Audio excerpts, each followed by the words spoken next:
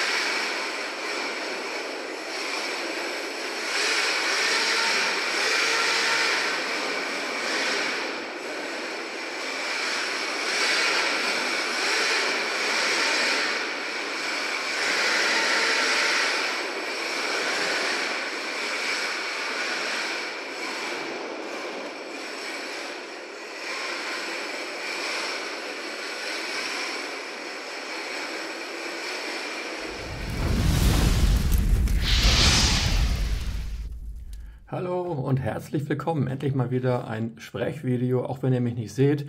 Nach der zweiten Knieoperation bin ich gerade in der Reha und habe meine gewohnte Videoumgebung nicht zur Verfügung. Ich habe euch hier extra den kleinen Tisch, den ich hier im Zimmer habe, freigeräumt, um mal über meine neueste Errungenschaft zu sprechen. Wohlgemerkt meine neueste Errungenschaft. Der Hypergo 14302 mit Martini Lancia Delta Integrale Lizenz von MJX. Ich bin total begeistert. Ich bin nie der Schnellste, wenn es darum geht, Neuerungen auf dem Kanal vorzustellen, beziehungsweise neue Modelle vorzustellen. Dieses Ding hier ist schon seit gut einem Jahr unterwegs im Internet und hat sich gemausert als das absolute Knallerauto für kleines Geld. Und ich habe mir jetzt ein paar Videos angeguckt. Ich habe einen Bekannten aus dem Forum und auch aus einem anderen YouTube-Kanal, Budracer, Grüße gehen raus, der fährt das Ding auch schon etwas länger und ich bin so angefixt gewesen, dass ich einfach nicht anders konnte, als mir den hier zu kaufen und noch einen zweiten dazu. Der steht noch zu Hause, nämlich den 14303. Das ist der Citroën C3. Jetzt machen wir das folgendermaßen. Ich will euch erstmal erzählen, was ist an diesem Ding so cool. Ihr habt ja gerade schon das Intro gesehen, das Ding driftet mit den Driftreifen auf glatten Boden wie die Eins. Das macht so einen Bock. Und er hat so viel zu bieten und so viel gutes Equipment für das bisschen Geld, dass es einfach, ja, ich würde sagen, als Low-Budget-Auto in dem Rahmen um die 100 Euro, 114 habe ich für diesen hier bezahlt. Das war auch echt ein Schnapper, selbst bei Ali. Ist das, würde ich sagen, aktuell das coolste Auto, was du für kleines Geld kaufen kannst. Also wenn ihr nicht mehr als 120, 130 Euro ausgeben wollt, dann ist das hier das Auto eurer Wahl. Es ist Rallye-tauglich, so ein bisschen, hat ein richtiges Rallye-Fahrwerk. Man kann damit driften. Es gibt 3 verschiedene Varianten. Es gibt noch den 14301, das ist so ein Mini-Infraction, so ein Truck ist das falsche Wort, so ein Pickup, Race-Truck sozusagen. Und dann gibt es diesen hier noch mit einer unechten Lizenz, das sieht nur so ähnlich aus, steht aber nicht Martini drauf und auch nicht Lancia. Und den C3, den gibt es auch noch in nicht lizenziert, da sind auch irgendwelche generischen Aufkleber drauf. Diese hier sind recht neu, dieser Lancia und der C3 mit echter Lizenz, sozusagen die V2, aber es bezieht sich, glaube ich, nur auf die Karosserie. Aber gut, langes Intro, jetzt rumgelabert, jetzt fangen wir mal an. Was ist hier dran so richtig cool?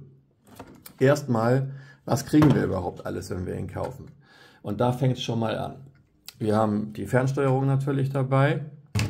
Und das ist nicht wie bei China-Modellen üblich, hier hinter so eine elektronische 0815 kombinierte Geschichte mit Fahrtenregler ESC in einem und so weiter. Das hier ist ein echter Brushless. Ich ziehe mal kurz Kanal 3 ab, darüber läuft nämlich das Licht.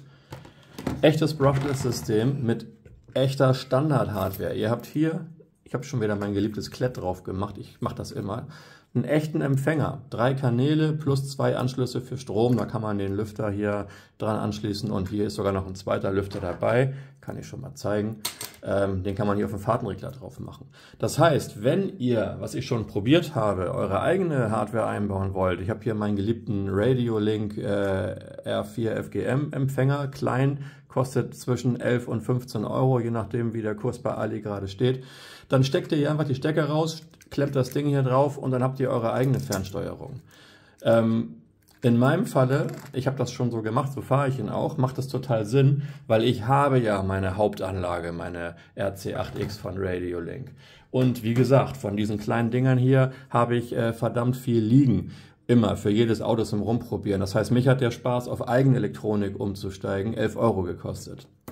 Für euch besteht die Notwendigkeit nicht. Ich habe beides getestet, zeige ich auch gleich die Funktion noch. Die ist gar nicht schlecht, die Funke, die dabei ist. Wir haben aus 70%, 100% Leistung. Das kann durchaus Sinn machen, falls ihr anfangen wollt, das Ding mit 3S zu fahren, was der völlige Overkill ist, aber die Kiste kann das. Dann könnt ihr wieder auf 70% Leistung zurückschalten und habt nicht gleich den totalen Overkill. Dann fährt sich das ungefähr wie 2S auf 100. Ihr habt Lenkung und Steuerung, Gas, Trim, Gasbremse und ihr habt ein paar Lichtmodi, die ihr durchschalten könnt. Licht aus, Licht an und Blinke-Blinke-Mode. Was echt cool ist, fangen wir gleich damit mal an. Die Karosserie ist nicht nur hübsch, die hat auch recht dickes Lexan. Fühlt sich erstmal dicker an als diese Karos vom Proline. Allerdings weiß ich noch nicht, wie bruchfest sie ist. Ich werde an den neuralgischen Punkten, wo es immer gerne einbricht, hier im Bereich der Radkästen und so weiter, noch ein bisschen verstärken. Es ist Licht drin, es ist Rücklicht drin, es ist Bremslicht drin, Rückfahrlicht und Blinker. Und das läuft alles über Kanal 3. Das ist echt spannend. Steckt mal einfach hier rauf auf Channel 3 und dann habt ihr das volle Programm. Das zeige ich euch gleich. Es ist noch dabei so ein Staubschutz hier. Der hat ein paar offene Sachen. Man sieht schon vorne, wenn man einlenkt, das ist ja das Problem, wenn man ihn auf Sand oder Schotter bemüht, wenn man ihn dort fährt, ist es hier trotzdem noch wahnsinnig offen. Ich habe Videos gesehen, da saugt man sich bzw. sammelt man sich den Dreck da drin mit diesem Teil hier. Das heißt, es kommt trotzdem wahnsinnig viel Steine-Scheiß rein. Vieles klemmt dann gerne mal an der Lenkung fest oder so. Und es kann, wenn das Ding drauf ist, auch nicht wieder raus. Dann kannst du den erstmal ausschütten und dann hinten kommt eine halbe Sandkiste raus. Ich habe mir dafür so Dustcover bestellt, diese kleinen Staubschutzhüllen. Die kosten 7, 8 € bei Ali oder was.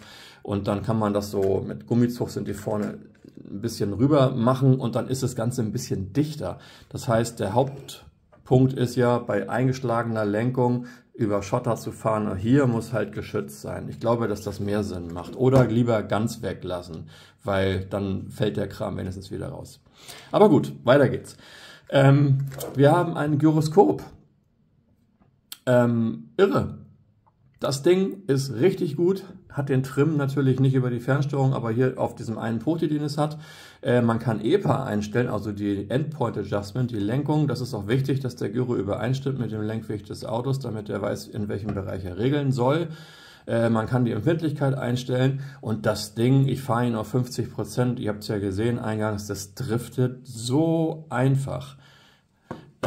Ja, es ist kein Drifter. Er hat keinen besonders hohen Lenkwinkel. Es ist ein 4WD und die alten 4WD richtig gedachten Drifter, die 1:10er, die ist man ganz sicherlich ohne Gyro gefahren. Die gab es zu dem Zeitpunkt noch gar nicht, bevor 2WD mit Gyro übernommen hat vor ein paar Jahren.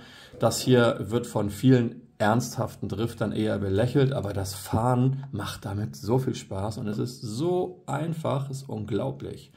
Brushless, das ist ein echter 45 Ampere Fahrtenregler, 3S-fähig, es ist ein kleiner Motor dabei, 28 irgendwas mit 3600 kV oder so weiter. Kann man auch direkt austauschen oder für was anderes benutzen, hier was anderes reinpacken. Es ist eben keine Hyopai-Elektronik. Immerhin Dienststecker. Ein Akku ist dabei. Ihr seht, das Akkufach ist recht groß. Das heißt, der da mitgeliefert ist, ist da relativ locker drin. Ist mit Klettfest und zwar längs und quer.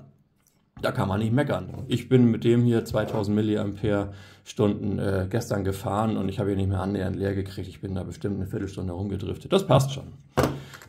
Es ist ein Metallchassis. Das Auto wiegt recht viel. Wenn man ihn in der Hand hat, denkt man echt, oha, das ist ja wirklich was.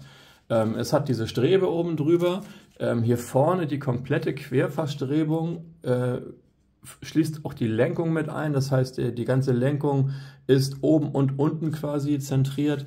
Die Welle ist so eine Sechskant-Stahlwelle, die ist in der Mitte, sehe ich gerade, nochmal geführt. Ich glaube nicht in einem Lager, aber sie läuft da drin, das heißt, Schlackern wird effektiv unterbunden, weil die in der Mitte nochmal gestützt ist. Die Dämpfer sind 1:10er Dämpfer. Das sind 60 mm Dämpfer, das hat ihr schon gemessen. Da könnt ihr also, wenn ihr von welcher Firma auch immer oder in der Schublade was liegen habt, stinknormale 1:10er 60 mm Dämpfer nehmen, falls euch die hier nicht gefallen. Die sind okay, die dämpfen ganz gut, aber sie haben ein relativ starkes Losbrechmoment. Also gerade im ersten Bereich, wenn man ihn runterdrückt, kommt er nicht ganz wieder hoch und das hat zur Folge, das ist einer der Punkte, wo man dann wirklich mal bei muss. Ihr seht das, glaube ich, hier. Ja, wenn ich ihn runterdrücke und loslasse, dann bleibt der hinten echt eingesackt. Also es fehlt bestimmt ein knapper Zentimeter, kommt er im Moment nicht wieder aus dem Knick, weil das nicht leichtgängig genug läuft. Das Losbrechmoment ist da zu hoch. Also diese Dämpfer haben O-Ringe unten drin, habe ich schon gesehen. Die müsste ich mir mal mit Green Slime vornehmen, eventuell einmal alles zerlegen und gucken, dass man dieses Losbrechmoment irgendwie mit ein bisschen besserem Öl und mit was, weiß ich nicht, ein bisschen nacharbeiten, muss ich mir angucken, ob man das verbessert bekommt. Dann sind die, glaube ich, ziemlich gut. Aber so wäre es mir, oder so gefällt es mir nicht. Das versuche ich als eine der frühen Maßnahmen zu überarbeiten. Was haben wir noch? Reifen, ihr seht gerade, Hartplastik-Driftreifen sind dabei. Dann sehr weiche Rallye-Reifen, die haben eine ganz weiche Gummimischung und einen Satz sehr harte, fast schon Hartplastik irgendwo dazwischen. Ja, cool. Ich werde den gar nicht so als Rallye-Flitzer benutzen, aber ich finde dieses Driften halt genial. Ich werde den, also als Sanddrifter werde ich ihn nehmen. Nicht wirklich im Gelände bewegen, sondern mit irgendeinem Ascheplatz oder ein sandiger Gehweg. Da kann man, glaube ich, richtig Spaß mit haben mit der Karre. Das gefällt mir alles ganz gut. Ich habe schon ein paar Videos gesehen, wenn man zum Beispiel an die Diffgehäuse ran möchte. Also erstmal ist das alles aus Metall. Da sind reguläre Diffs drin mit einem richtigen Kreuz und mit 4 kleinen Spiderrädern, Tellerrad und Kegeldiff. Rad hier an der Seite. Um da ranzukommen, muss man tatsächlich sehr, sehr viel auseinanderbauen. Also man muss im Grunde das halbe Auto zerlegen, um den Deckel hier abzukriegen. Da gibt es ein Video, das habe ich unten verlinkt, das ist sehr gut. Warum sollte man das tun? Es ist ja alles sehr leichtgängig, wie ihr seht. Der läuft vernünftig nach, nichts ist fest. Aber erstens hat man dann das gute Gefühl, dass man einfach mal alles nachgeschaut hat. Und zweitens kriegt man bestimmt noch ein bisschen bessere Eigenschaften hin. Ich habe nämlich in dem Video gesehen, dass das Diff selber zwar gefettet ist, aber nicht befüllt. Es ist ein richtiges, echtes Diff mit Dichtung. Man kann es also tatsächlich mit Diffölen befüllen. Was aber gar nicht gefettet ist oder nicht gut genug, ist offensichtlich das Tellerrad und das Kegeldiff. Die laufen relativ trocken. Und alleine schon deswegen möchte ich da als erstes bei. Das wird, glaube ich, eine ziemliche Fummelei. Aber das sollte man sich einmal antun, dann hat man Ruhe und weiß mit gutem Gewissen, dass da alles so ist, wie es sein soll.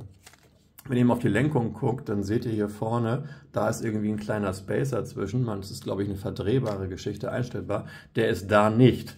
Das heißt, ob das jetzt ein Montagefehler ist bei mir oder ob das so gehört, kann ich noch nicht so richtig sagen. Auf jeden Fall ist die Lenkung so nicht ganz synchron, wie es aussieht. Das muss ich mir auch noch mal in Ruhe anschauen. Ansonsten kann man nicht viel einstellen, hinten ist alles fix, aber ihr seht es, er hat vorne Toe Out und hinten leicht Toe In. Und wenn man von vorne guckt, sieht man das ein bisschen, genau, da hat er auch relativ viel negativen Sturz vorne und hinten hat er das nicht, da ist er relativ gerade. Also er ist ganz gut abgestimmt, die haben sich was dabei gedacht. Das ist so ein Standard-Basis-Setup und damit fährt er auch vernünftig. Servo ist noch ein ganz wichtiger Punkt. Der tut's ganz gut. Der ist, entweder ist das in der V2 hier in dieser Nachfolgeversion besser. Bei den ersten habe ich viele Videos gesehen, wo der sehr schwächlich ist und im Gelände, wenn er steht, von alleine gar nicht ohne Hilfe von Geschwindigkeit und so weiter und Steinchen lenken kann. Das geht. Die Nullrückstellung gefällt mir nicht. Die ist tatsächlich so mau. Wenn ihr den wechseln wollt, ich habe auch einen verlinkt, es gibt eine ganze Menge Servos bei AliExpress. Und die sagen alle, sie sind kompatibel mit diesem 14301, 302 und 303. Das stimmt nicht, das hört man oder liest man auch in den Kommentaren, dass der dann hier nicht reinpasst. Die sind alle ein bisschen zu breit. Ich habe ihn ausgebaut gestern und gemessen. 28 mm breit darf das Servo sein. Circa 30 mm tief, das würde noch gehen, der hier hat 29 und dick ist der nur 12 mm, der ist relativ schmal. Und da habe ich genau einen gefunden und mit denen habe ich verdammt gute Erfahrungen mit der Firma. Die kostet einen Spottpreis, kostet nur 5 Euro, hat Metallgetriebe und die habe ich auch alle in einer noch kleineren Variante in meinen kleinen Mini-Drifter verbaut. In den Dingern hier, in meinen 1:28ern. Da ist auch so ein Ding drin. Link ist unten drin. Von denen verspreche ich mir, dass sie ein etwas besseres Drehmoment noch haben und eine etwas bessere Nullrückstellung. Ist aber noch nicht angekommen. Also Maße habe ich gesagt. Was ist sonst noch? Auf den ersten Blick, achso, ich wollte euch den Betrieb einmal zeigen. Genau, das ist wirklich eine ganz witzige Sache. Also, ich stecke das Ding hier einfach mal wieder auf. Channel 3. Verbinde mal kurz den Akku und mache das Ganze mal an. So, achso, halt, 70%, ich will ja nicht fahren. So, und jetzt habt ihr vorne Blinker.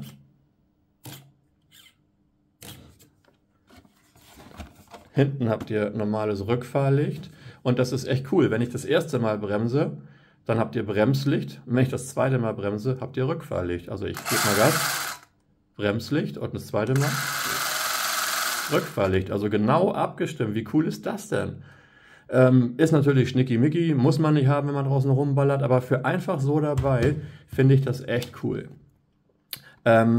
Ich habe schon, ach so genau, hier nochmal die Funktion, Knopf Channel 3, dann komme ich hier in so einen Blinke-Mode oder aus. So. Ich habe das gestern schon mit der Radiolink Funke getestet. Man kann relativ einfach den Blinker wieder zum Leben erwecken, habe ich schon hingekriegt, indem man einfach auch an der Fernsteuerung, an der Radiolink das Ding auf Kanal 3 steht oder Kanal 4, ist ja eigentlich scheißegal, und dann im Mischer einstellt, einfach in einem Lenkungsmischer von meiner Radiolink Funke, dass er einfach den 4. Kanal mit dazu mischen soll und dann geht der Blinker. Was ich noch nicht hingekriegt habe, dass diese Bremslicht- und Rückfahrlichtfunktion auch funktioniert. Da das alles über einen Kanal geht, finde ich das ganz spannend, wie der Controller das intern handhabt. Weil wenn ich auf dem Bremsmischer auch Kanal 3 belegen möchte, dann wird mir in der Radiolink Funke zum Beispiel gesagt, dass Kanal 3 schon von der Lenkung belegt ist. Also das habe ich noch nicht hingekriegt, das zu mischen. Aber es ist ja auch jetzt nicht so wild. Super cooles Auto. 114 Euro, ich kann das gar nicht glauben. Ich lasse jetzt nochmal das Video etwas länger laufen aus dem Intro, dann könnt ihr euch nochmal 2-3 Minuten angucken, wie fehlerfrei man den fahren kann. Das ist tatsächlich mein First Run, den ihr hier seht. Also ich mache da 1-2 Fahrfehler, wo man auch sieht, dass ich dann irgendwo gegenditch mal oder dass er rauskreiselt. Aber alles in allem ist das out of the box. Ausgepackt, Akku aufgeladen, losgefahren. Allererste Fahrt und ich drifte damit besser als mit vielen anderen, mit denen ich es länger probiert habe. Er ist sehr robust. Das weiß ich aus anderen Videos, also das sieht man auch schon und es fühlt sich auch wirklich so an. Wenn er irgendwo vorne gegenknallt, der ist ziemlich gut geschützt, die ganze Lenkungsgeschichte. Iscaro ist ja auch noch da drüber. Der hält echt was aus, erstaunlich viel. Da werde ich keiner von denen sein, die das ausreizen bis zum geht nicht mehr, weil ich will 2 Spaßdrifte haben. Ich will Sandplatzrennen haben und dann will ich da ums Oval fetzen, im super langen Querfahren ohne Ausbrechen. Das ist die Art von Spaß, die ich mir davon verspreche. Und ich garantiere euch, billiger kommt ihr an diesen Fahrspaß nicht ran. Ich bin total begeistert bis jetzt. Ich werde tiefer einsteigen in das Thema wie immer und dann wird es noch ein paar Videos dazu geben, in denen ich dann das, was ich so rausfinde, was sinnhaft ist, wenn man es verbessert, muss man das machen, kann man das machen, sollte man das machen, das wird im Laufe der Zeit kommen. Also mit dem Auto hier werde ich mehr auf der Straße unterwegs sein, als mit vielen anderen Modellen, die ich habe. Das eine oder andere werde ich auch verkaufen, alleine schon, damit das Regal nicht zu voll wird. Und ehrlich gesagt habe ich meiner Frau auch versprochen, dass dafür auch 2 Autos verschwinden, weil sonst kriege ich langsam, aber sicher Argumentationsprobleme. Ein kurzes Wort noch zum Thema AliExpress gegen deutsche Modellbaushops. Es gibt den auch in Deutschland. Man kann den zum Beispiel bei Berlinski Modellbau kaufen. In der Version, dann heißt der Amevi Hypergo 21 irgendwas, müsst ihr mal gucken.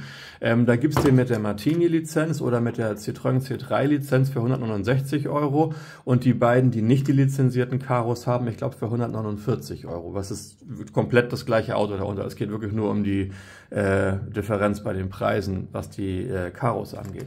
Das ist total okay. Der ist auch 149 oder 169 Euro wert. Das ist halt echt ein Modellbauauto. Ganz weit weg von so manchem WL-Toys aus den letzten Jahren, was man eher billigen China-Schrott nehmen kann. Kann ich nur sagen, wer nicht gerne bei Ali bestellt oder bei Banggood, einfach aus moralischen Gründen oder weil er einfach Hemmung hat, überhaupt in China zu bestellen, ob das überhaupt vielleicht ankommt oder so, dem kann ich nur sagen, den Fuffi-Aufpreis ist es mit Sicherheit auch wert. Also das ist überhaupt gar keine Frage. Ich rede hier Lobhudel vor mich hin. Nein, ich habe das nicht als Sponsording irgendwie bekommen. Ich habe mir die 2 Stück tatsächlich selber gekauft. Für 114 Euro. So günstig sind sie normalerweise nicht mal bei AliExpress. Da habe ich tatsächlich zur rechten Zeit im Shop geguckt. Manchmal haben die ja da so komische Preisschwankungen. Das war so ein Blitzangebot. Die liegen da sonst so bei 125, 135 Euro mit Lizenz wohlgemerkt. Ja, also ich habe mir die selber gekauft. Ich bin wirklich begeistert von diesen Dingern. Soweit man das bei einem First Run sagen kann. Und nun viel Spaß. Guckt euch nochmal 2 Minuten an, wie geil die Karre abgeht auf glattem Boden.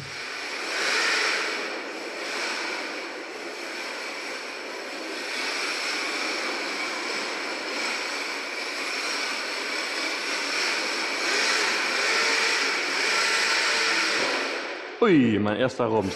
Das ist meine erste Testfahrt, Leute. Meine allererste Testfahrt. Und das Ding driftet wie die 1 für 114 Euro. Das gibt's doch gar nicht.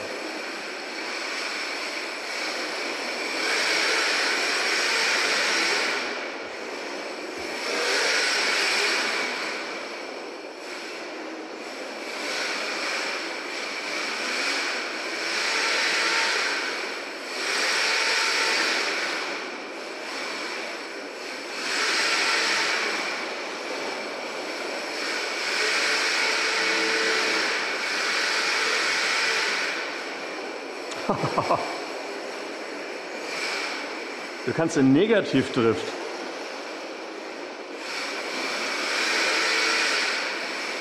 Habt ihr das gesehen?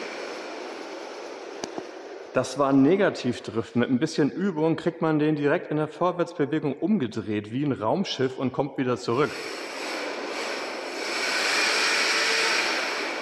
Hahaha.